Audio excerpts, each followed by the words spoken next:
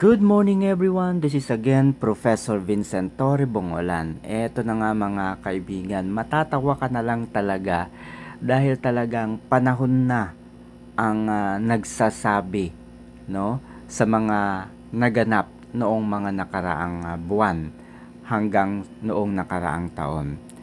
Panahon na ang nagdidesisyon at gumagawa ng paraan para gisahin sa sarili nilang mantika ang mga komite na minsan ay nagpadiin, minsan ay nanira, minsan po ay inilagay sa alanganin at sa mga issue ang mga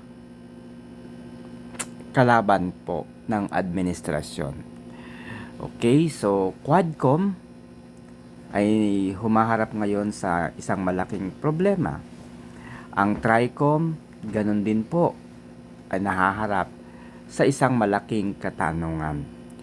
Dahil ang dalawang komite ay binuo para lamang sa isang misyon na wala namang kalinawan. Para sa isang misyon na kung saan ang layunin ay mapabagsak ang mga Duterte, mawala sa landas nila si VP Sara na magiging isang napakalakas na contender sa pagkapangulo sa 2028. Inilunsad po ang Quadcom o binuo ang Quadcom at ang Tricom. Kahapon ay talaga namang inintindi ko ang isa sa malaking problema na kanilang kinakaharap. Hindi ba marami sa mga resource persons ang inimbitahan po nila? Okay? Marami po silang inimbitahang mga resource person. Ang ilan po sa mga resource persons na kanilang inimbitahan, una ay hindi umattend at hindi nagpakita. Yung iba naman ay nagpakita, dumalo at ipinagtanggol yung kanilang mga sinasabi sa kanilang mga social media platforms. Okay? At na-cite in contempt dahil hindi nagustuhan ng Tricom committee yung kanilang sagot. So, na-cite in contempt sila. Ito nga ang problema ngayon mga kaibigan. Law is silent about hanggang kailan po sila makukulong. Okay? Hanggang kailan po nakakulong ang mga resource persons na wala naman pong kaso sa korte. Dahil wala pong kaso sa korte ay pansamantala lamang dapat ang kanilang pagkakakulong sa Kongreso.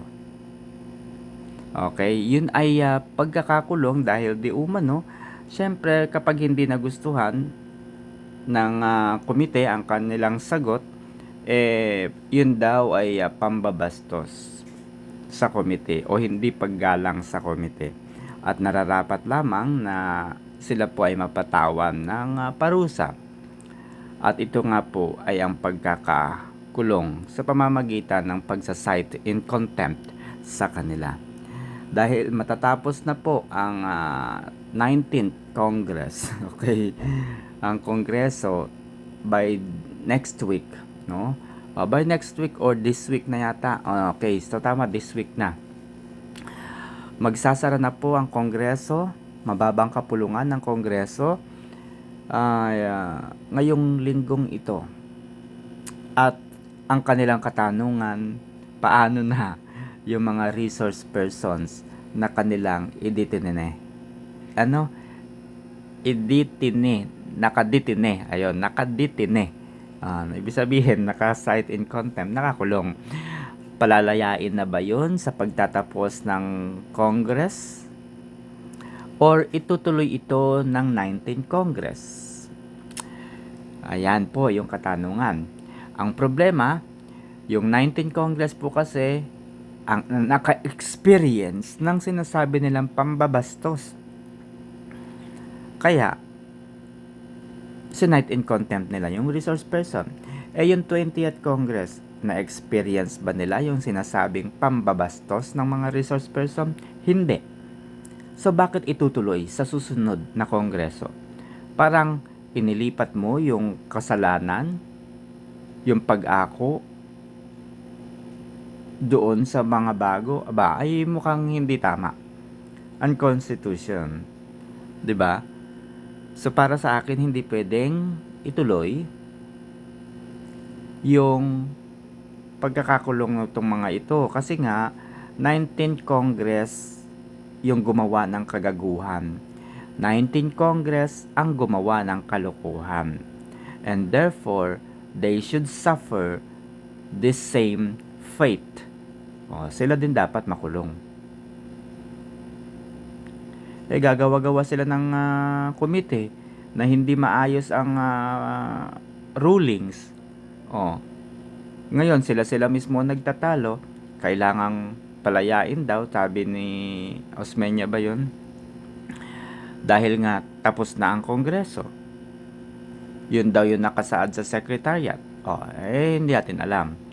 Sabi naman ni Ace Barber, sabi naman ni Congressman Ace Barber, sabi niya, lahat tayo bumoto, nagkaisa tayo na ma-cite in contempt itong mga resource person na ito. Nagkaisa tayo. Ibig sabihin, we all agree. We all agree. So, dapat, kung i-determinate na rin natin ang pagsa-cite in contempt sa mga ito sa pagtatapos ng kongreso, dapat magkaisa rin tayo. Magdesisyon din tayo kung i-determinate na rin ba sila or itutuloy ito sa 20th Congress. So, marami pang katanungan. Hindi pwedeng basta-basta ganyan na lamang yan. Kasi nga, kailangang maayos, malinaw yung kanilang mga rulings, yung kanilang mga guidelines. Kasi kung ako po ang mauupo sa ika-20th Congress, ang resolution na aking isusumite is that huwag ninyo kaming idamay sa inyong kalokohan, sa mga bagay, sa mga desisyon na inyong ginawa during your time. This is my time and this is my time to shine. So gagawin ko kung ano ang nararapat, kung ano ang tama, at kung ano ang naaayon sa saligang batas. Ngayon, kung ang problema ay ginawa ninyo, solusyonan ninyo, huwag nyo kaming idamay. Huwag ninyong ilipat sa amin ang isang responsibilidad na wala kaming kinalaman. Pwede tayong magsumite ng resolusyon tungkol sa mga ganyan, okay? Sa 20th Congress.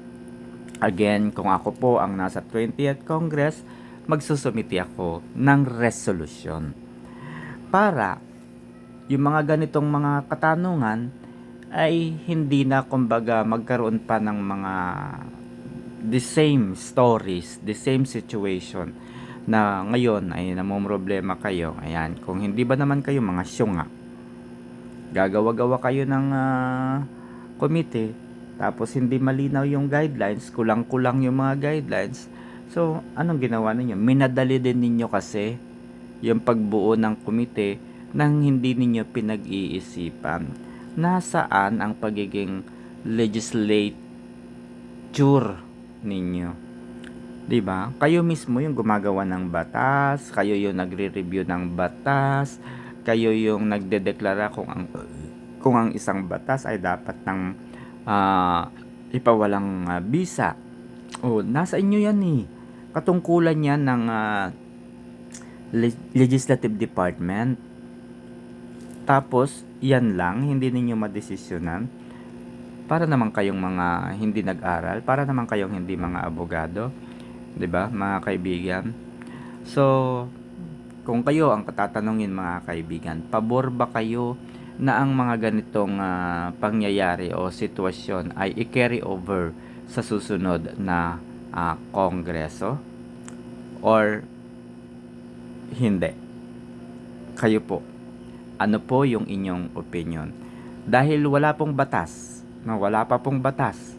Kaya nga sabi ni Congressman Dan Fernandez, law is silent about this. So, ibig sabihin, malaya ang kahit sino na magbigay ng kuro-kuro opinion. Ang aking opinion ay hindi pwede. Hindi pwedeng i-carry over yung mga ganitong pangyayari kasi nga they are just cite in contempt because sa tingin ng mga kongresista ay hindi sila iginalang. Pero hindi ibig sabihin sila po ay mayroong mga kaso. Wala po silang mga kaso. Hindi lamang nagustuhan ng mga kongresista ang kanilang isinagot nang sila po ay maimbitahan bilang resource person. So, to cut the story, wala silang kaso. So, bakit ite-turn over sa susunod na kongreso yung ganitong sitwasyon? So, para sa akin, huwag nyo kaming idamay.